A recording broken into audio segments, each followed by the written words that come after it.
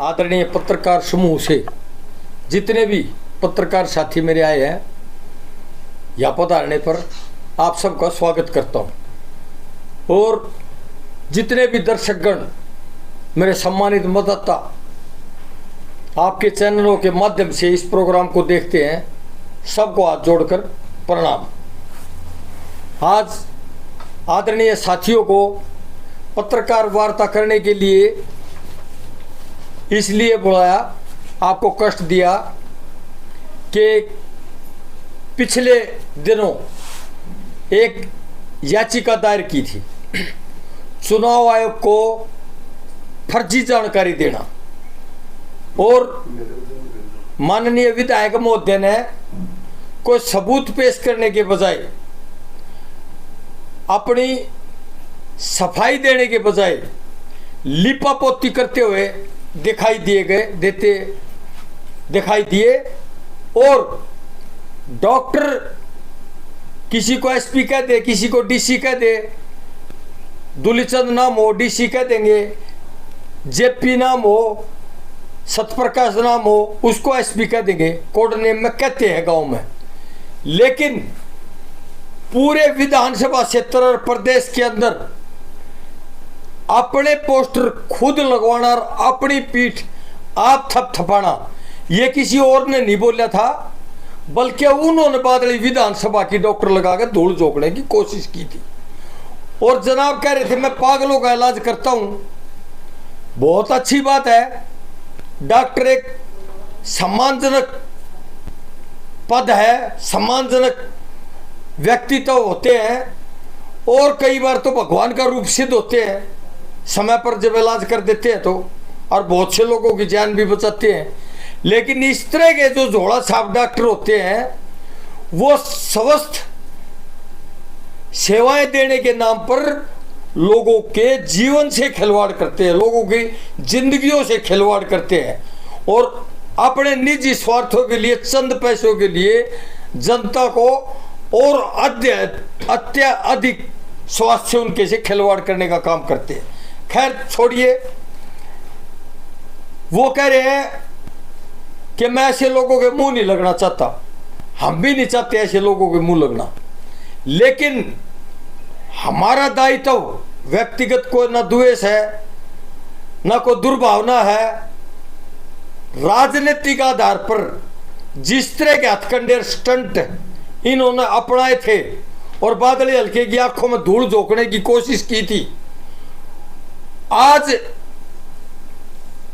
जनाब ये भी कहते सुनेंगे कि मेरे माता पिताजी असली, मेरा परिवार असली, मैं असली, मेरा बादली विधानसभा असली। 100% सही है ये बातें। उनके माता पिताजी स्वर्गीय हैं, उनके चरणों में पुष्प अर्पित और हाथ जोड़कर नमन।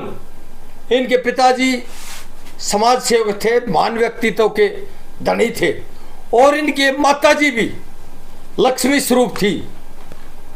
वो हमारे लिए भी आदरणीय है, पूजनीय है। घर में इसकी किसी की बात नहीं। अच्छे भाई और बादली विधानसभा तो है ही मान, जब ऐसे ऐसे निखट्टू हो गए झांसे मार जाता है और रिकॉर्ड तोड़ वोटों से जिता देते हैं। तो साथियों, माता पिता हो जन्म देने के, नहीं कर्मों के साथी। माता पिता तो ये चाहते हैं मेरी संतान सच बोल है, देश सेवा में समर्पित रहे, अच्छे अच्छे काम करे, पर इस तरह की जो झांसा देने की कार्रवाई करते हैं, और जो बोए पेट में मुड़ के तो आम कटे तो खा, तो जो ये कार्रवाई, फर्जी कार्रवाई, बादली हल्के की आंखों में धूल झोंकने की कार्रवाई, बादली हल्के को गुमराह करने की कार्रवाई, अपने निजी स्वार्थ के लिए बहकाकर चंद वोटे हासिल करने के लिए नौजवानों को गुमराह करने की कार्रवाई, पथ भ्रमित करने की कार्रवाई।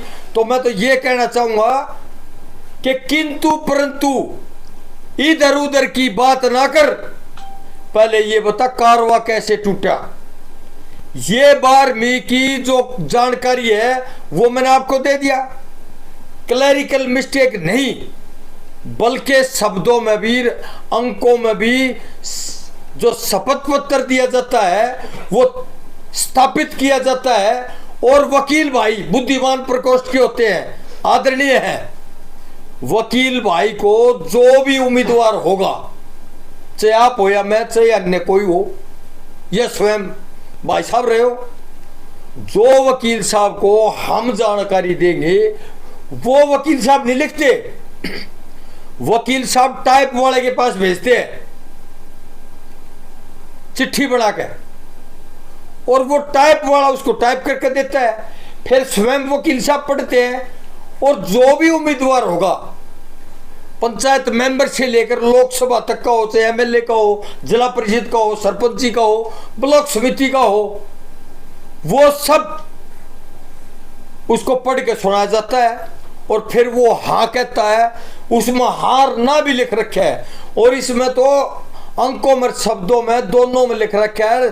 शपथ पत्र के अंदर है एफिडेविट में, एक ही डेट में जनाब, पहले 12वीं पास थे 2014 में, और उसके बाद में जनाब 10वीं पास हो गए, और एक ही दिन में, एक ही सन में 3 क्लास पास भी कर गए और उल्टे भी आ गए। तो खैर ये सब जनता समझ चुकी है कि सच्चाई क्या है, पर मैं ये जरूर बताना चाहूंगा कि जनाब कह रहे हैं मैं पागलों का इलाज करता हूं। भाई पागला की डिग्री दिखा दे।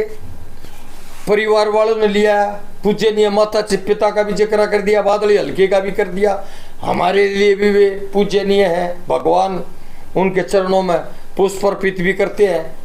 लेकिन हमने जन्म पत्री नहीं मांगी, ना उससे नुकी, अब तू अपना डीएनए टेस्ट करा के दे, तू कौन है हमने बेरा है, कौन है वो, हमने बेरा है।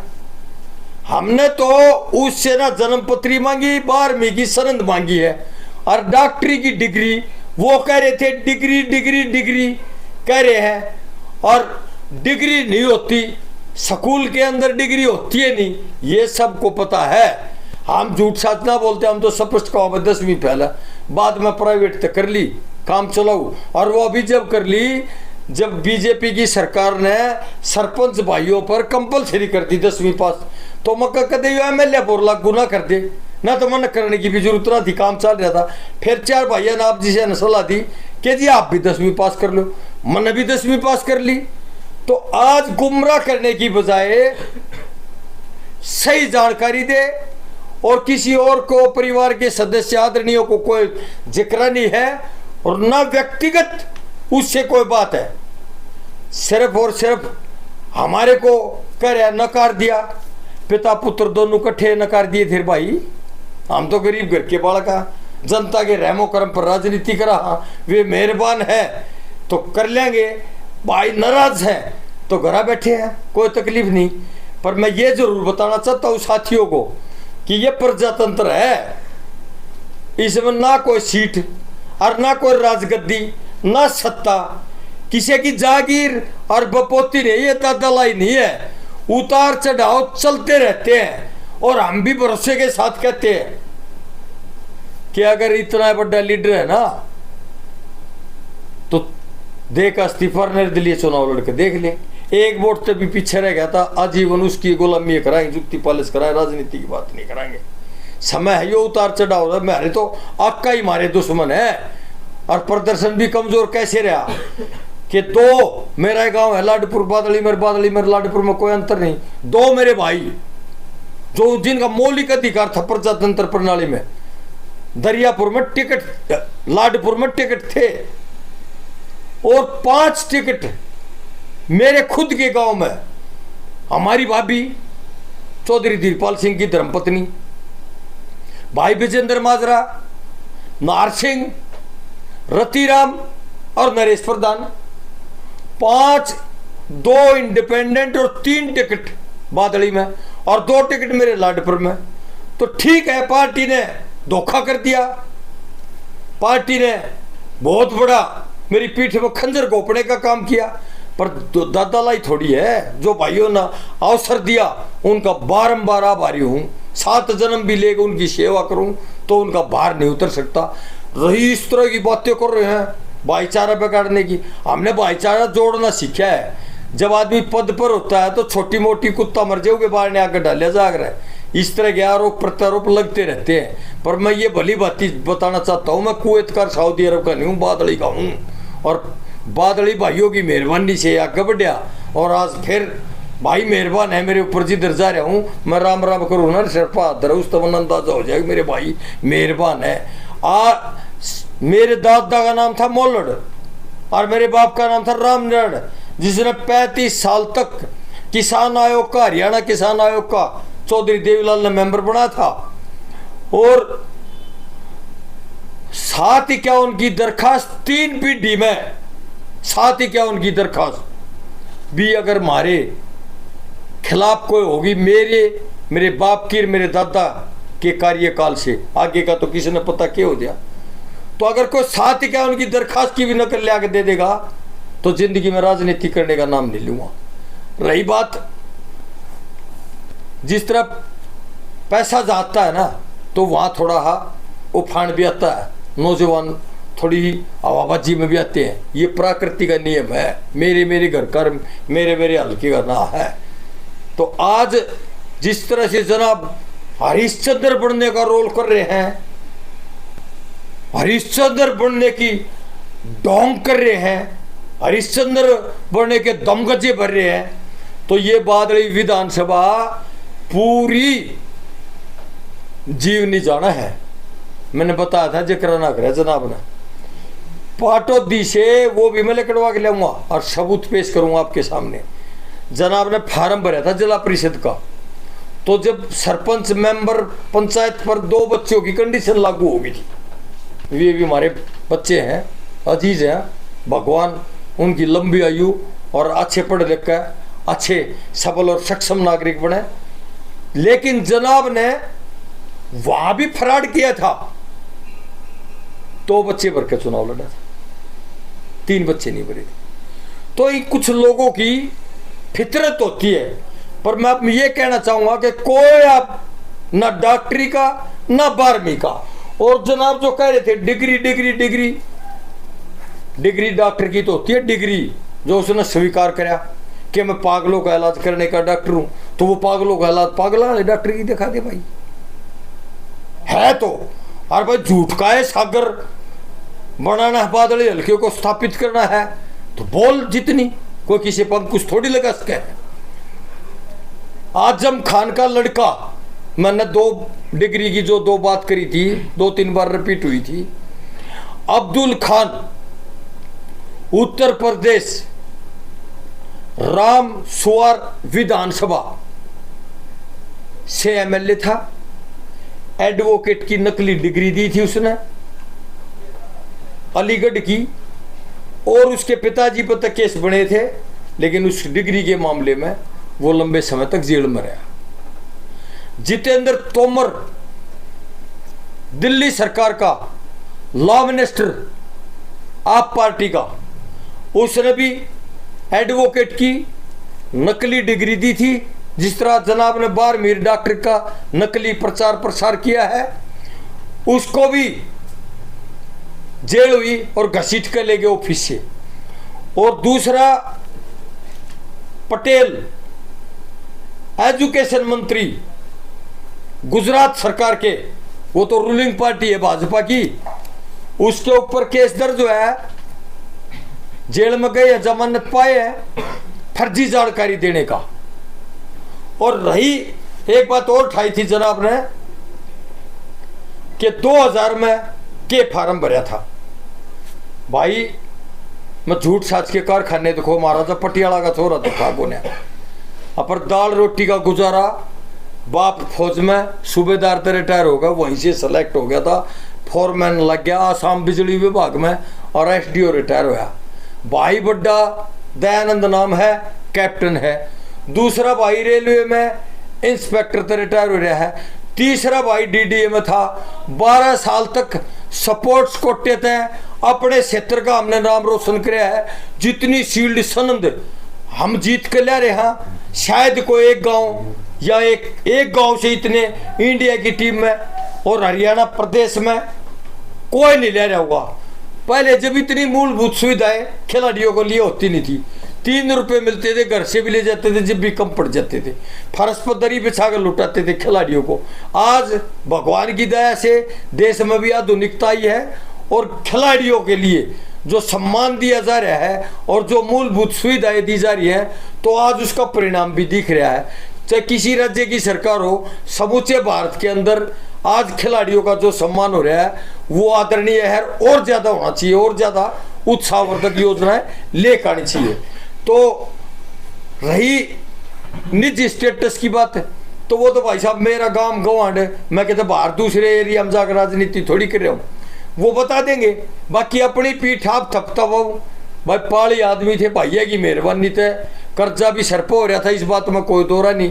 पर 2000 की बात करी जनाब ने, 2000 में मैंने नोट कर रखा है, Kalicharan commissioner Gurgaon income tax HSIDC की बिल्डिंग में जो बैठता था दिल्ली रोड पर, गुड़गांव से दिल्ली रोड पर, 1.5 साल तक मैंने तारीख भुगती, पूरा डाटा दिया, और जो जिसके पास उसका सब अधिकारी था उसका तोमर जॉइंट एडिशनल डायरेक्टर, उसके पास तारीख लगी और 1.5 साल तक तारीख भुगती और क्लीन चिट।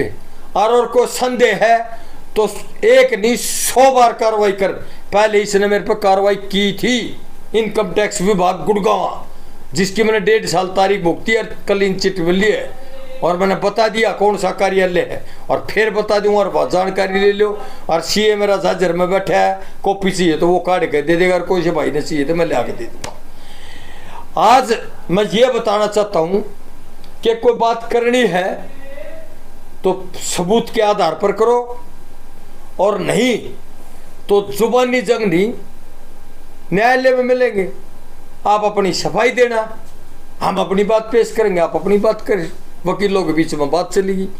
एक बात का और खुलासा कर देता हूं कि ये जो कार्रवाई हुई है इसके अंदर चुनाव आयोग को नोटिस हुआ है, हमने चुनाव आयोग को पार्टी बढ़ाया है। अब चुनाव आयोग 2 तारीख या को ढुलमुलिता महीना 20 दिन खींचेगा, प्रक्रिया है। उच्च न्यायालय ने चुनाव आयोग को नोटिस दिया है, उसने कहा कि इतनी बड़ी ब्लेंडर मिस्टेक किस तरह हुई, जो आपके अधिकारी थे इसका जवाब दो और उसका जवाब दें। 2 हफ्ते का समय दिया गया था जी भाई साहब, और वो पूरा हो गया, उसके बाद कुछ पूरा नहीं हुआ जी, आने वाली 2 तारीख नवंबर भाई साहब। हाँ जी, विधायक जी कह रहे हैं कि मैं कब्र से खोद के हिसाब लूंगा, ऐसे लोगों के साथ जो ऐसा करें। अच्छा अच्छा अच्छा, तो उसके बारे में आपका क्या कहना है? नहीं, प्रजातंत्र है ये, ना को किसी ने कब्र के खोद का हिसाब लिया, ना को ले सकता। इसी बात तो पहले फिर कितने लीडर ने कह रखी, मरते कब्र कुबर तक को ना खोद है ना हिसाब लिया, कब्र ने पक्ष खोद लिए। जब राज आ जाएगा था घमंड सर नीचा होगा अभिमान का, किसकी कब्र खोद देगा, के कब्र खोद देगा, ये अलुल जलुल बातें हैं, ये तथ्यहीन बातें, आधारहीन बातें हैं। हम तो सिर्फ ये कह रहे हैं कि भाई जो बादली हल्के के साथ आपने फरेब किया, चुनाव आयोग के साथ फरेब किया, वो 12वीं की सनद लिया। हम तो सत्ता मांगत किए कि कब्र ना खुदा ना गड्ढे मुर्दे काटा, हमने तो संकल्प लिया जन सेवा की, रात दिन समर्पित भाव से सेवा कराएंगे, और समय आने पर कोई चोटी मुँह तक आना भाई साहब लाद बदर देंगे, इलाज भी जाना सब तरह से। अगर व्यक्तिगत कहता हो तो जिस दिन जी करे 1 लाख दिखा दे, जरा क्या उड़ा जा जी। विधायक जी, पिछले 9 साल के बाद जो है 2014 की आप बात कर रहे हो, 9 साल के बाद अब ये जो कागजात निकल कर आ रहे हैं, 9 साल तक कहाँ थे ये कागज? मैं बताऊंगा जी। अब 2009 में तो उसने फार्म भरा 12वीं भर्ती, 14 में 12वीं भर्ती उसने किसी ने ध्यान नहीं दिया। जब उसने 19 में फार्म भरा तो वो वापिस हट गए,